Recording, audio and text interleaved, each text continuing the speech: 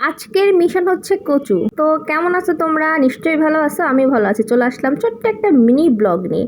আজকের মিশন তো কচু বললাম। এই কচুগুলো কোন কচু জানো? যে বাড়ির আশেপাশে আঙিনায় যে কচুগুলো হয় ঠিক ওইগুলোই এগুলো। এগুলো খুবই ডেঞ্জারাস। হ্যাঁ, এগুলো কিন্তু হাত চুলকায়।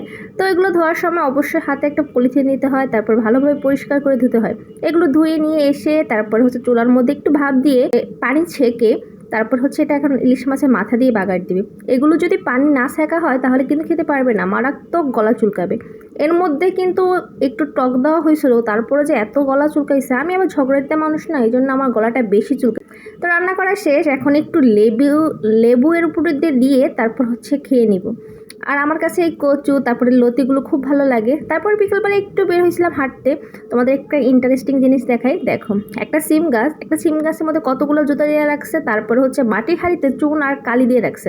কি যে গ্রামের মানুষ, অদ্ভুত। তো কেমন হয়েছে আমার ছোট্ট মিনি ব্লগটা? যদি ভালো লাগে তাহলে একটু সাবস্ক্রাইব করে পাশে থাকো। আল্লাহ হাফেজ।